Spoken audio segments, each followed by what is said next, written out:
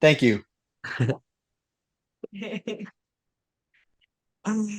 So I got pulled aside from an agent at the break after Mike talked about customer service, and they said when in terms of communication, which Tess mentioned, Nigel just mentioned, what are some thoughts? So here are the two things that I mentioned to this guy who pulled me aside. Number one, ask them, how often do you want me to communicate with you? Because look, I don't disagree with Mike Ferry very often. But one of the things that he and Tony said at the retreat is you have to communicate with your clients every 7 to 10 days. Can you possibly communicate with someone every 7 to 10 days and then be happy? No, there's not a chance in hell. Okay, hey, Mike.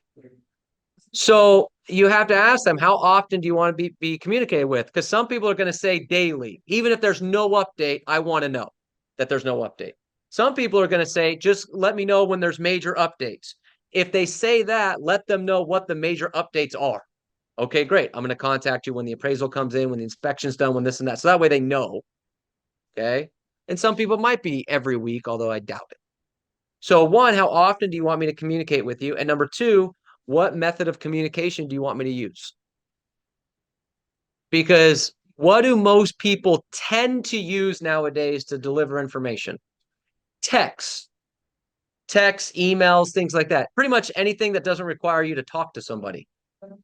Okay. Well, let me tell you something. I've bought and sold a number of homes in my life. When I'm in that mode, I want the agent to call me. Yeah. That's me. Everyone's different. Some people prefer a text message. Some people prefer an email. I want a phone call. So if you text me, hey, appraisal came in, blah, blah, I'm like, what? Call me. So how often do you want me to communicate with you? What method of communication do you want me to use? If you could just get those two things down, your communication requirement for customer service is going to go through the roof. Okay. Now here's the trick. Whatever method they say, use it for good and bad news. Because we'll call them when we're clear to close. Tend not to call the seller so much when the appraisal came in short. Right? Appraisal came in short, working on it though. By the way, going through a tunnel. It's like 8 miles long, so don't bother calling. Right? We'll do it we won't do verbal for bad news. All right, good. All right, what else? What other takeaways did we get at the retreat? Yes, okay. Tess. Simplify your business plan by having a recap of your numbers. Source them where the business came from, production goals, and the numbers required to achieve those goals. Yeah. You have to resource. Yeah, source all your business. So where does all your business come from? And you have to be honest about that because some people, it's funny. We tend to always say, well, it's past client centers of influence. And then Hal Swayze says, well, it's 60% of my business. It's like, okay, well, that means 40% of his business comes from somewhere else. Is it really all past client centers of influence, or is it coming somewhere else? Or on the downside, how much time do you spend prospecting something that doesn't generate any business? Okay. I've done this with some of you before is you'll hammer expireds all day. And then, so you'll spend 80% of your prospecting and then we'll look at your numbers and they generate 10% of your business. Makes no logical sense whatsoever. Okay. So you have to source your business. So here's one little tip though, that I would say when it comes from database, try to source where that person originally came from. So here's what I mean. You might say, oh, well, this was a database. Well, where did that person come from? Well, it came from a just listed call 4 years ago. I added them to my database, and now here we are 4 years later, generated a deal. Okay, so it's database, but that person generated from a just listed call. So sometimes when you do that exercise, we go, I never get any business from just listed calls, just sold calls. I don't get any business from door knocking neighborhoods. It's like, okay, but did you add anyone to your database? Yes. Did they end up referring you a deal or do a business? Yes. But it was a database deal. Well, no, it was technically came from just listed, just sold. Okay. It's just now been database because it's been 4 years. Does that make sense? So Yeah. when you're sourcing your business, look at where some of this stuff originated from. It's not just database in some cases. All right, good. All right, what else? I have one. Go ahead, Josie. Consider giving your prospect a list of the common objections in the pre-list package. Frequently asked questions. Yeah. So when you send out a pre-listing, what Mike talked about was when you send out a pre-listing package, and everybody sends out a pre-listing package, right? Yes. Yes, Yeah. Robert, we definitely send out a pre-listing package. That's of course we would never not go on a listing without doing. I know everyone's agreed. This is good. Put the common objections in there. Now, what Mike said about that, I'd never heard him say this before, is that sometimes when they read it, they just assume, well, obviously they must know the answer, so I won't even bring it up again. So you're giving them the knowledge that here's commission, here's this price, here's this. So now they just go, well, apparently they already have the answers. There's no reason for me to even ask it. Because one of the things he said earlier in the seminar was he feels that 90 to 95% of objections are just people trying to slow down the process. It might not be that they have a problem with the price. It's just that I don't want to be sold so quickly. So I'm just slowing the process down. So if I give them those questions ahead of time, they might just be like, okay. So I would consider doing that. Now, you should also still know that objection if they ask it. So don't just, well, will you cut your commission? Well, wasn't that in the package? Let's pull that out. Let's read what I wrote. No, any other questions? Oh, okay. Yeah, that one. All right, good. Good, good, good. What else? What else did we get out of this? I have one. Yes, Marco. The majority of agents feel that the market controls their productivity. Great agents know their mindset, skill set, work habits will get the results that we want. Yeah.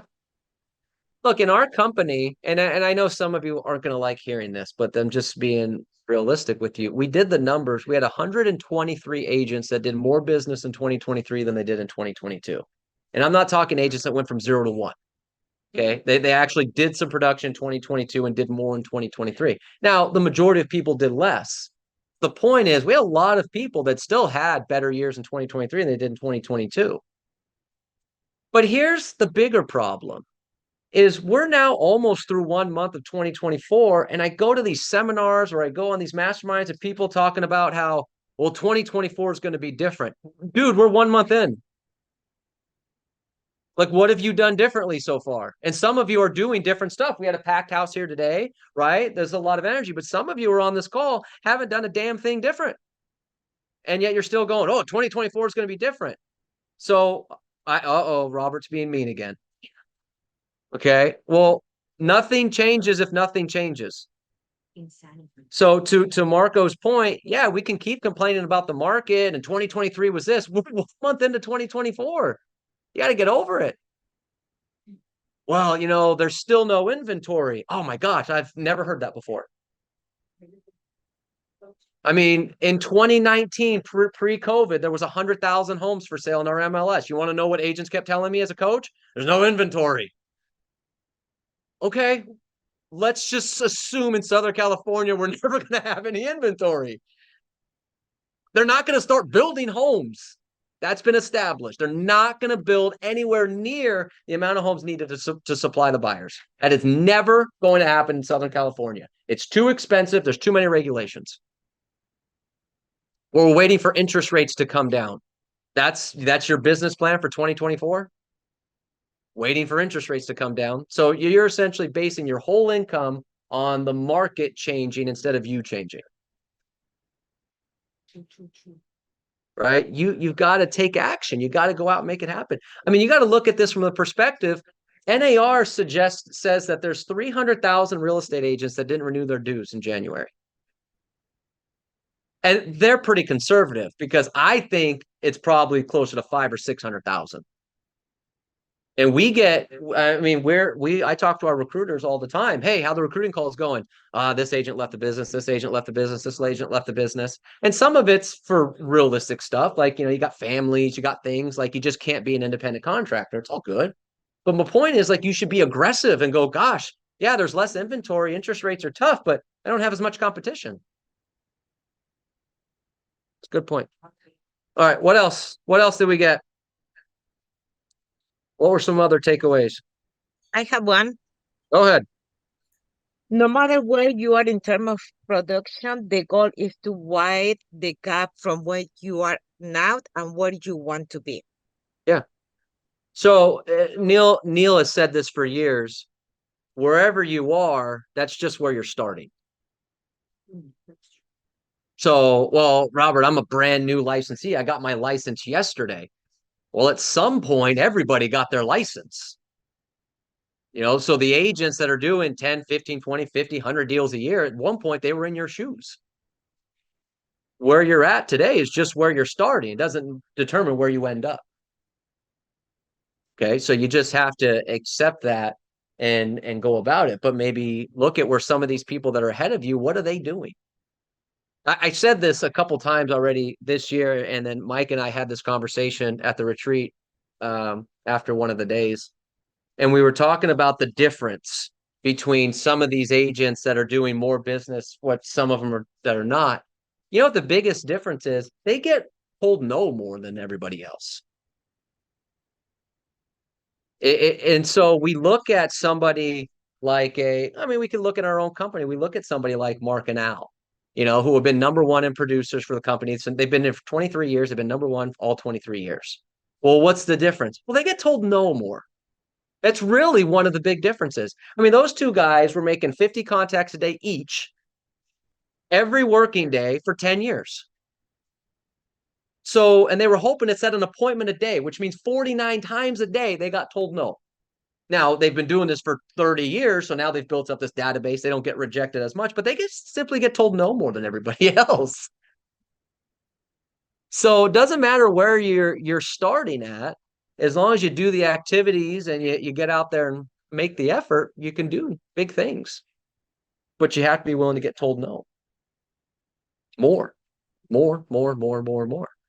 I mean, for guys, this should be like the easiest thing. You've spent your whole life being rejected. I mean, women, I understand, like rejection might be tougher for you because you haven't been used to that. But guys, I don't understand why guys can't make 50 contacts a day. It just makes no sense to me. You spent your whole life being rejected. No sense.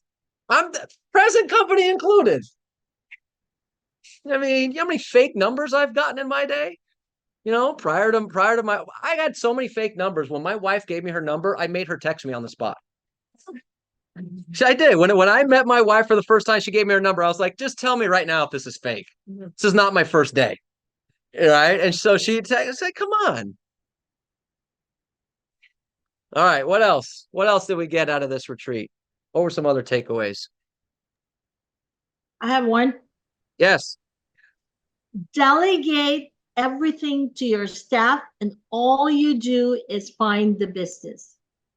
Okay. And I'm guilty of that myself. Well, Tess, we meet every Tuesday. We have special jackets made. It's a wonderful group of people that are guilty of not delegating. Every retreat, you can pick up a theme that Mike talks about, right? There's always one word or something that he says more than any other word. The Superstar retreat last year was pre-qualifying. I am a ridiculous note taker. It's embarrassing, the notes that I take. So I went back and I looked because I heard pre-qualifying so many times last Superstar retreat, and I had it in my notes 26 times. That's what he said pre-qualifying. The word that he said over and over, the theme of this one was delegate. Yep. Delegate. And then once you've done delegating, figure out how you can delegate some more. Because for those who here has been in real estate more than 5 years? 5 years? Okay. 2023, in the first part of 2024, does it take more contacts to find a lead now than it did 5 years ago? Yes. Okay. So it takes more contacts. Does it take more leads to get an appointment? Yes. Okay. And it takes more appointments to get a deal, right? It's just a trickle down. You have got to be on lead generation more than ever. because it's taking more contacts to get a lead, and it's taking more leads to get an appointment, taking more. You've got to be lead generating more than you've ever done it. You can't do that when you're involved in everything.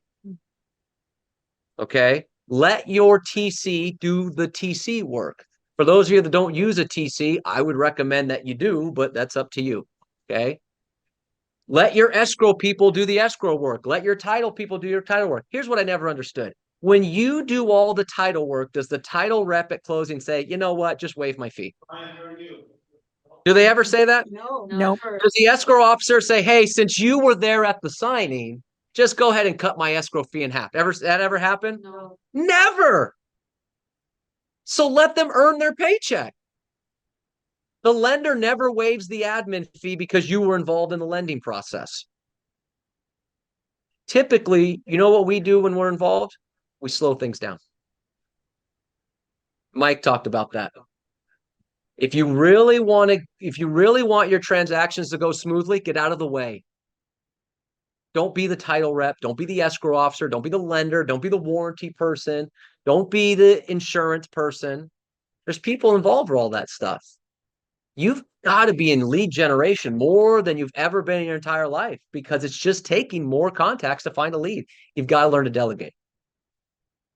Now, who here has a hard time delegating? It was my biggest struggle.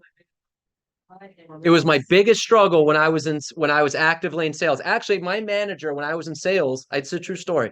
My manager goes, I'm gonna get you an assistant. And I told him, don't even bother. I'm not gonna let him do anything. That was what I told him. That's a true story. That's the stupidest thing. Because then once I learned to do it, I was like, oh, well, now I just go generate. This is great. Okay. You've got to learn to delegate. So here's a good little assignment. In the morning, start tracking what got in your way of doing your activities. Just the morning. Was it an agent coming up to you? Was it an outside person? Was it you got involved with a title issue? I got involved in a deal. Just track your mornings. What distractions are getting in your way in the morning? And then figure out a way to eliminate them. And if you need help figuring out that, let me know. I'm more than happy to be that person. Well, Robert, my spouse is the one that gets in the way. I'm happy to call them. Mr. and Mrs. Jones, my name is Robert Hertel, Century 21. You don't know me, and I hope we never speak ever again. However, you are disrupting your wife from making any money.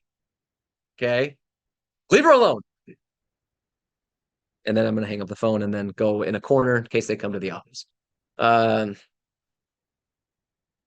But you've got to get out of the transaction. And don't ever call me and tell me you're putting out a fire. Because for those of you that have been around me a long time, you know my response is going to be like a real fire. And then you get annoyed. And then it's like, I'm putting out a fire. That fire is going to be there at noon, I promise you. Okay? Don't let it distract you at 9:30. Okay? Well, we have a lending issue. Anything you can do about it? No, then get on the phone. Because if it does fall out of escrow, wouldn't it be nice to have another lead to fall back on? Instead of like, oh my gosh, it fell out of escrow and I don't have any more business. And so, well, should have been prospecting. Delegate, delegate, delegate, delegate. All right, what else? What else did we get? What were some other takeaways? I have one. Go ahead. You want to go, Tyron? Go ahead, Gabby. Okay. Your attitude determines your altitude. Your attitude determines your altitude. As That's a simple good as it is. Yeah, simple as it is. That goes to the whole thoughts on the marketplace. Market's bad. Okay. Well then, just become a referral agent. Don't pay board dues. Save yourself some money. Or what am I going to do differently to go find some business? And here's the question Mike always asks. Is there somebody in your marketplace that's going to list their home for sale this week? Yes. So here's what I would ask you. Why not you? Yeah. Let's turn this to a positive. Why not you? You're all perfectly capable of going to get a listing. I mean, I don't know what the gong or whatever that antique is over there that I'm still terrified of hitting. Okay, because I feel like it's worth $1 million. It looks like something from Indiana Jones. Okay. But the gong's going off today. People are setting up. Why not you? You're all skilled. You're all talented. I've been in real estate for a long time. There's a lot of incompetent people. Why you should have all the confidence in the world to say, you know what, there's someone's going to take a listing in my marketplace today. Why shouldn't I be the listing agent? There's going to be an escrow open this week. Why can't I represent the buyer? Why can't it be my buyer? Every single one of you on this screen in this office has the ability to do that. Sometimes it's a mindset issue. That attitude determines your altitude. You have this mentality that you're not good enough. I don't know what to do. I don't know what to say. Well, we have ways to help you do that. I mean, I make myself as available as I can. Well, I don't like you, Robert. That's fine. Call Neil. I don't like Neil either. That's fine. Call Randy. He's much nicer. Right? Well, I don't like Randy either. All right. Talk to Nigel. I don't like Nigel either. Then you're a communist. Okay. I mean, come on. Call Jackie. Come on. You know what I mean? But Thank you, it's Gabby. sometimes it's up here. It's up here. You know, call Jackie. I mean, if you really don't like Jackie, then you've got to go see a therapist. That's You've true. you've got some severe psychological Mental issues. issues. Yeah. You've got some severe psychological issues if you can't get along with Jackie. I mean, that's not her fault. Okay. All right. Good. All right. So here's what I would say to that, because I think that is such a good point. What is your mindset plan for the next 3 weeks? What is your mindset plan to fix whatever negativity you have about yourself, whatever negativity you have about the market? What is that mindset plan you have for yourself? Because it can't just be Robert's rah-rah. Okay. Now I'm happy to do it. I always tell people I'm the heaviest cheerleader in the world. Okay. I'm happy to do it, but it's going to take more than that. You got to have a plan for yourself. All right. What else? What else did we get from the retreat? What were some other big takeaways? I have one. Go ahead. Pre-qualify first. Make my decision to present after I pre-qualify. Yeah. Yeah, we got to pre-qualify these leads. We got to pre-qualify these appointments, buyers and sellers. There's no reason to go on an appointment if they're not going to sell a house. It goes back to what we just talked about. It's taking more contacts to get a lead, more leads to get an appointment, more appointments. I can't waste my time. I can't waste my time on a lead. So if I get a lead today, I need to find out, well, okay, how soon do you want to make this happen? Oh, we're in the next 2 weeks, 30 days, whatever your definition of a lead is. Great. Oh, we're 8-9 months away. Okay, they're not on my lead board. Now I want to follow up with them because I'm going to need a deal in 8 or 9 months, but they're not a lead today. I'm pre-qualifying a listing appointment. Well, when do you want to make this happen? Well, we retire in 2 years. We're just trying to get an idea of what the house is worth. Okay, I'll just send you a CMA. I don't need to go. We don't need to meet if we're not going to sign a listing agreement, because I've got to be on the hunt for more business. Because you have to think about this. You take the time to prepare the CMA, do all that work. Let's say that takes 30 minutes, right? And then, some of you don't shower unless you're going on an appointment. So there's another 20 minutes. I'm just kidding. Just kidding. Right. So 30 minutes to put that together. Most people don't have the listing appointment right around the corner from the house. I mean, it might be in the neighborhood, but let's say it takes 10, 15 minutes to get there. You're going to then present. I don't know. What's the average presentation time? If we're being honest, 30 minutes, 45 minutes, an hour. Okay. Because anyone that says 15 minutes, you're just lying to me. Okay. Okay. Safe zone. We had once before. Yeah. So let's say it's an hour, and then I'm taking 10 to 15 minutes back. So it's about a 2-hour process to go on a listing appointment. And then I'm driving back and I realize that they're not motivated. I didn't get the appointment. So it's like, what could I have done in 2 hours? Gosh, I could have made 20 more contacts. I could have spent 2 hours working on my listing presentation. I could have spent 2 hours working on my skills. That's a lot of time. Now imagine if you just did that once a month. That's 12 times a year. That's 24 hours. Throughout the year, that's gone. So 24 hours, how much more prospecting could I have done? How much more better could I have worked on my skills? All just by pre-qualifying. Every little bit adds up. See, we think to ourselves, well, it's just that it's just an hour. Okay, an hour a day for 220 days is 220 hours. It's a lot. Every little bit adds up. All right, what else? What else did we get? Yes, Agnes. So since it is true that we become the person we associate with, be very careful of who you spend time with. So what Agnes said, if you couldn't hear on Zoom, since we become who we associate with, be very careful on who you surround yourself with.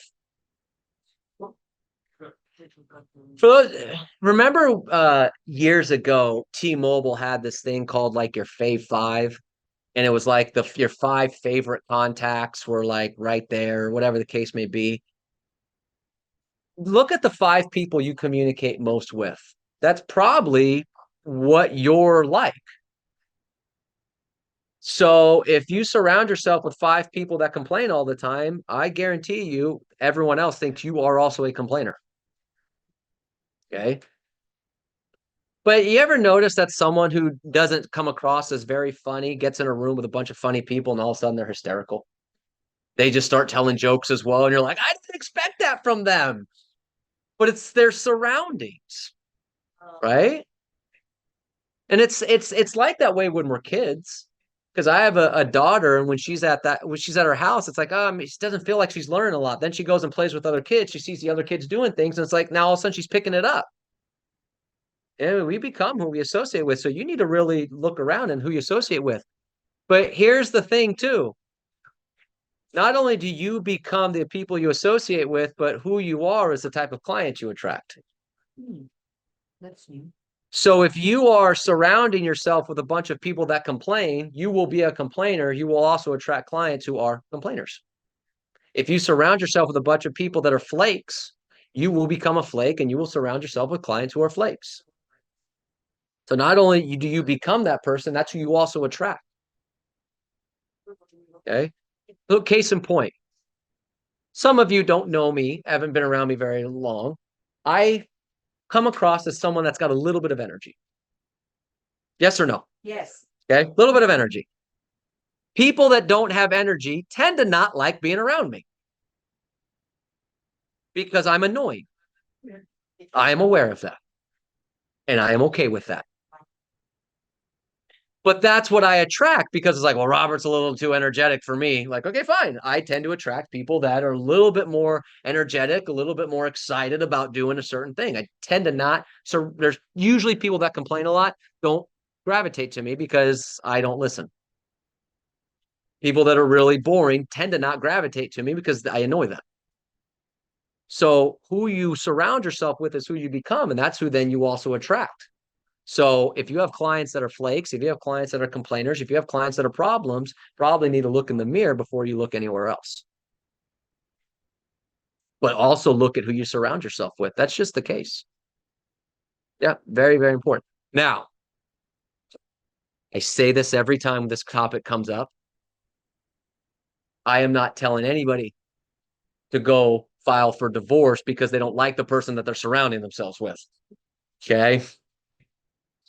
And I have to say that because this is a true story that Mike Ferry at one of the retreats years ago said, get rid of the people that are bringing you down. And 3 people left that retreat, filed for divorce, and he got subpoenaed to court. Because they said, Mike Ferry told me this, they went filed for divorce. So now anytime he talks about that, he has to do a little caveat. So I have to then say that too. I don't want any spouses calling me. Are you Robert Hertel? Yes. Well, my husband was in your class yesterday. No, he wasn't. No, he wasn't. Oh, he was with his Sometimes mistress. people need a push, huh? He wasn't with me. He was with his mistress. Oh, I'm sorry. Dang it. This is not helping, is it? There you go. All right. What else? What else did we get out of this last week? I have one. Go ahead. Discipline is a critical factor in maintaining a strong mindset. It's critical to accomplish the little things. Yeah. Little things. If you can't accomplish little things, you won't accomplish big things. And if you can't accomplish little things, you're going to think you suck at everything you do. Real estate could be a very, very lonely and sad business if you let it get to it. I mean, we get rejected all day, right? It's hard. Real estate's an easy business, but it's hard. It's hard. Hard to get a deal. Hard to get a listing. So if you don't celebrate the little things, hey, at least I accomplished this. At least I accomplished this. I mean, I had a call with an agent today. I said, what's your goal? I said, just give me something that you can actually commit to. Don't tell me a big number. We're going to commit 8 contacts. Great, do 8. And they were just like, I can't believe my goal is only 8 contacts. Like, just do 8. That's true. And celebrate. And then I want you to go get an ice cream or something. Like for 8 contacts? Yeah. We got to start somewhere. I had somebody say, I want a contact for sale by owners. Good, call one.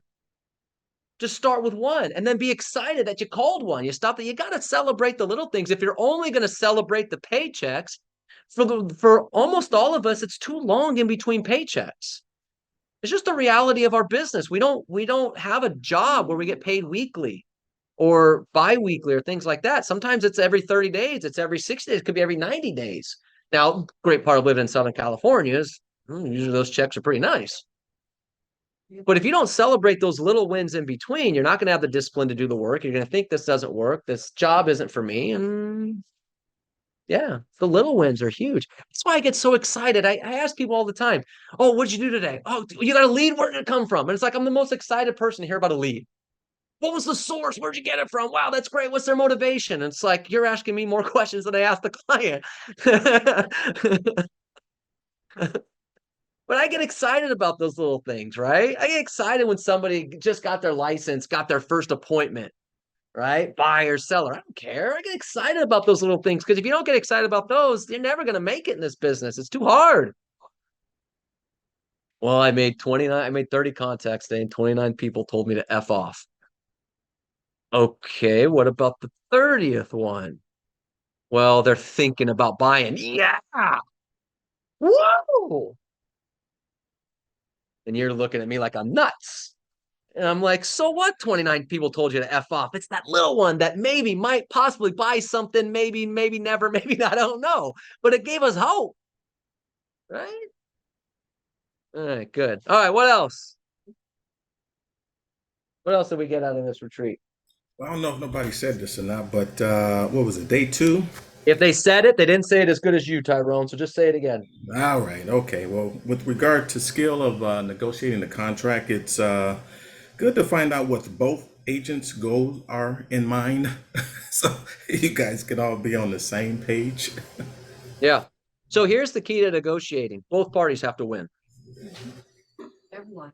It's got to be a win-win for everybody. Otherwise, it won't work. Well, I want my buyer to get, them to get $50,000 in requests for repairs, or we're walking. Okay, walk. But this is stupid. This is not winning for everybody. I've got 6 offers. You have a chance to get the house. Let's be reasonable here. Correct.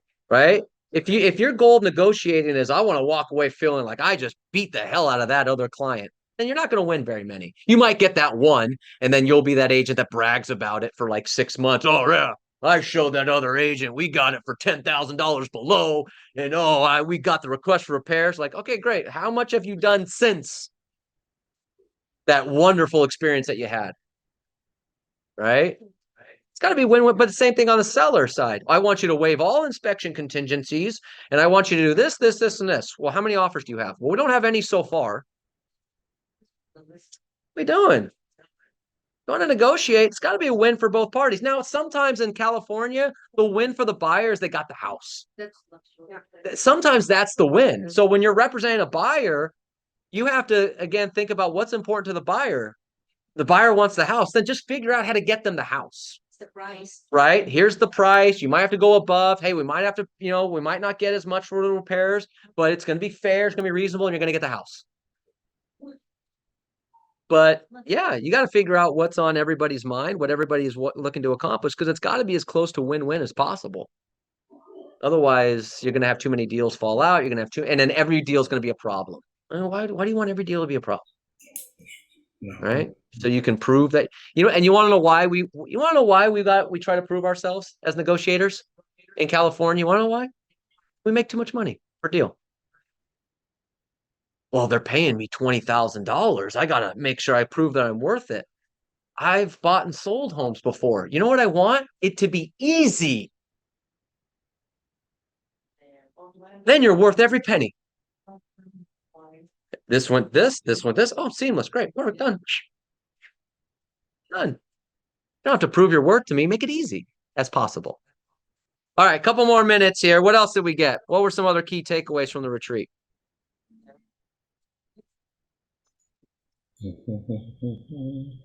So I wrote down a couple things here. I have one. Go ahead. Look at my systems on a regular basis. Put it in my calendar at least quarterly. Same thing Yep. with looking at your money on a regular basis. Yeah. At least Yeah. he said this time he said every other week, but he used to say every week. Yep. Yeah, look at your money. Your money should be like your kids. You know, like when you have little kids and like you just mark their height on the wall, that should be your bank account. I remember when you were just this tall, and now you're here, and now you're here, and now you're here. That should be your bank account. You should treat it like little kids with their marking on the wall. Okay. But you don't know that if you're not visiting your money all the time to track it, to figure out, well, what am I spending? Anyone ever been in a situation where you feel like you're making money, but there's no money in the bank? Oh yeah. Okay. I've been there. God, I'm closing a lot of deals. Doesn't feel like my bank account's growing. And then you go visit your money and you're like, wow, I spent a lot of money on lunch. Oh, Go out to lunch every single day. I'm gonna have to make some calls and tell these people I'm bringing my lunches from now on. Right? Do I have to go to Jamba Juice every day? That's up, man. All right. So I'm gonna go buy a blender. Got to visit your money. All right, good stuff. Okay, couple of the things I wrote down here is for going back to the communication thing in terms of talking to people is, what Mike had said is, oh, I don't want to talk to people. I don't like talking to people. I don't want to make more contacts. And the joke he made was, are you going to start selling homes to robots? Like, if you don't want to talk to people, what is your plan if you're not going to go talk to more people? We're in the talk to people business. Okay. We've got to just accept that fact and go out and talk to as many people as possible. Here was one of the other points I wrote down is he said, think about your best past client. The one that you just love the most is your favorite past client. This is just your person, right? We can all picture that person. Now I want you to picture the slimiest agent in your market.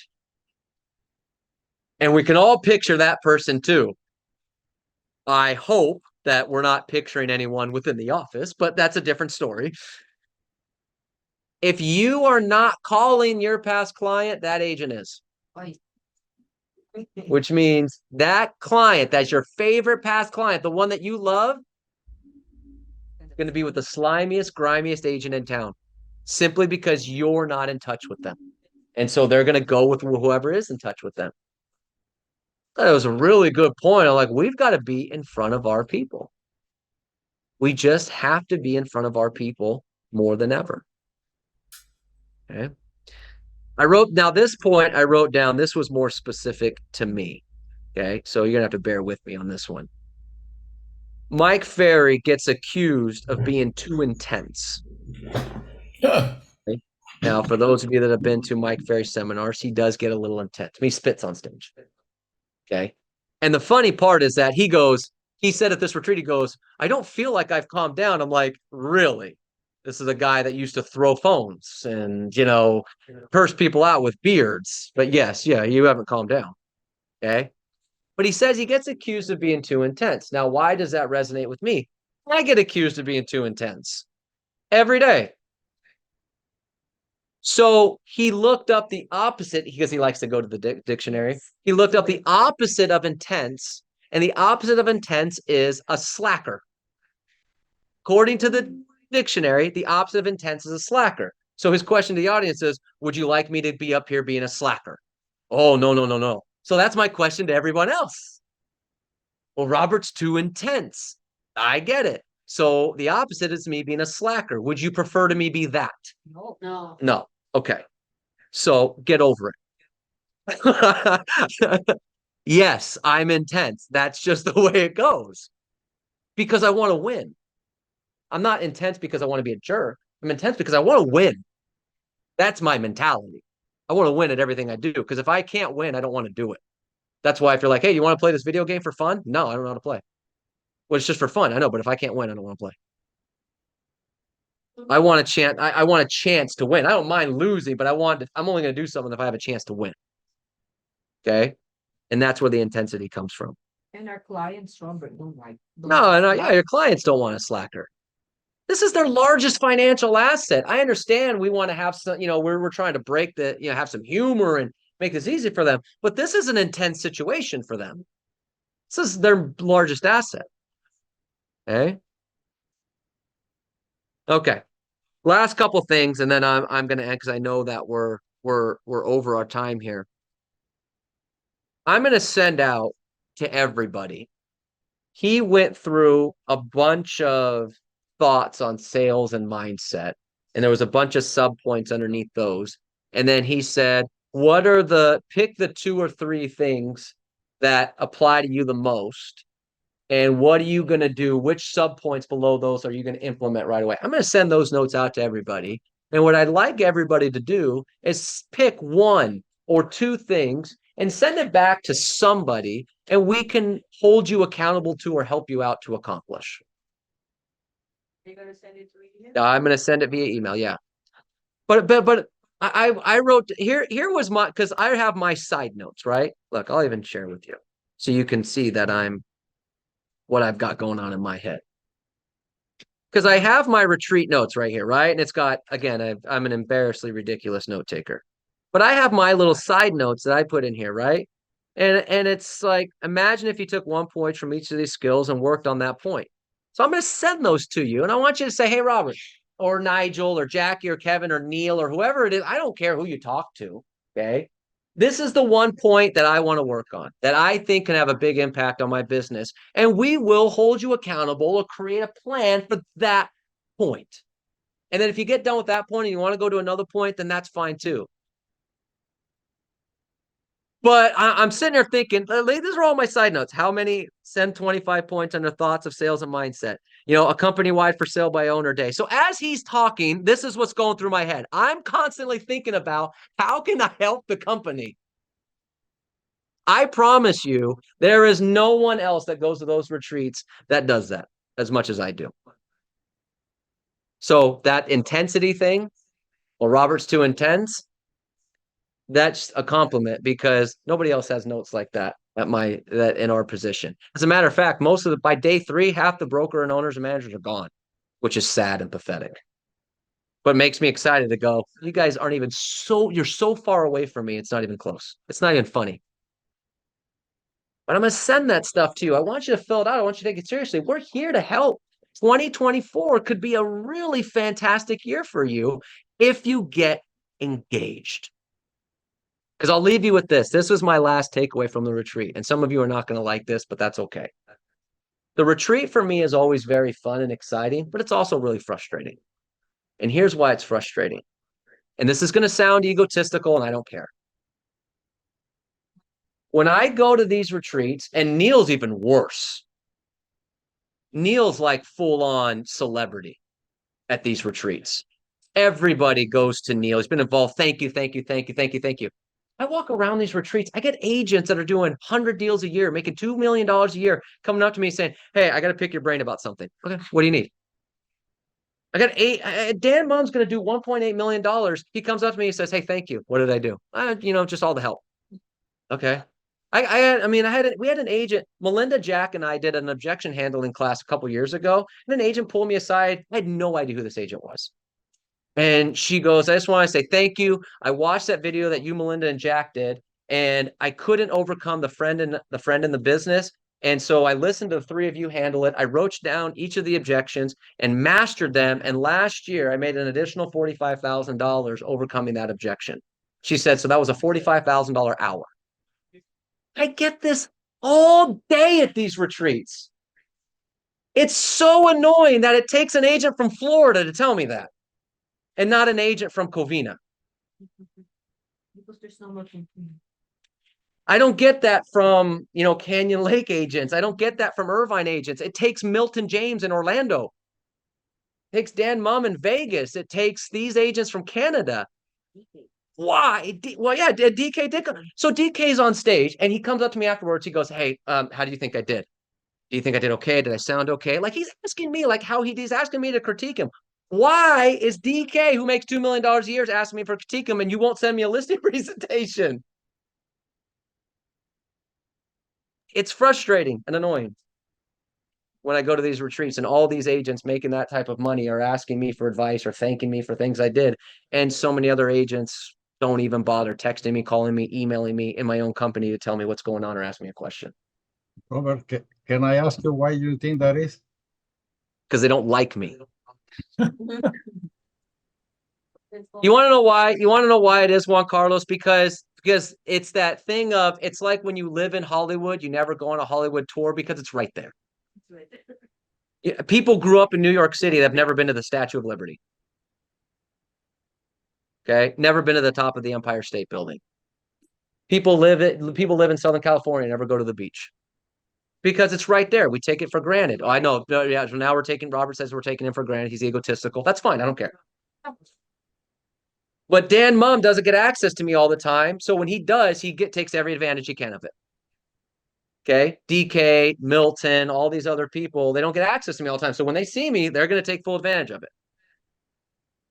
And I'm doing everything I can to make myself as available as possible. I don't do any calls on Mondays or Wednesdays. I'm literally just in offices to either rah or meet with agents or answer questions. And so you gotta just that's my last takeaway. Get engaged, get involved. And again, Neil's worse because they go to him. You can't, if you want to see like an NBA player in China, let's go to Neil Schwartz at a Mike Ferry event. And yet he doesn't get called. If you get engaged, we can help. I promise you. We can help. Yes, Agnes. I love what one of the panelists said. When you're in a Mike Ferry event, it is not a vacation. Yeah. It is a learning process. It is a to learning improve your process when you're there. production. Yeah. And boy, I don't take it as vacation. I'm working all day. So get engaged and call me, text me. And again, and I know it sounds like a joke, but I'm being dead serious. I know some people don't like dealing with me. That's okay. Call Randy, call Keith, call Matt, call Nigel, call Jackie, Kevin. I mean, like, call somebody. Get engaged. We can actually help you make more money. Okay, if that's your goal. If it's not, then don't call me. I'll still support you, but just don't call me, because I'm just going to tell you to go to work. Hey, Robert, Yes. the frustration that you're saying about what that happened, it happens also for us as the realtors, that we see how hard it is over here to get a listing or, to, convince somebody to make an appointment. And then you heard these guys are getting hundreds of listings and all that. So for us as a realtors, it's very frustrating sometimes. Say, how come they got so much business? And I'm doing my part here, and it's so hard. The numbers show in Southern California. So that's our frustration as well. I don't know if you can get that. No, I get it. I'm well aware of the frustrations we go through. What I'm asking you is don't go through it alone. It's lonely. That's it. It's just don't go through it alone. I mean, when Dan Mum pulled me aside the other day, it's not because he wanted to tell me how great he was doing. He had a legit question that was concerning him and his business.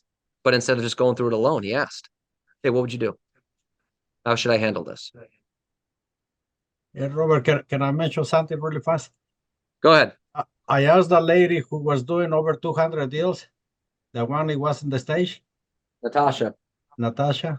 And I asked her, said, this is mind blowing. Just hear that you're doing over 200 deals.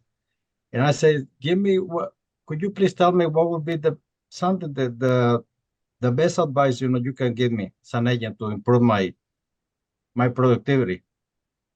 And then she just paused a little bit, and the only thing she says, be coachable. That was the number one thing. Coachable.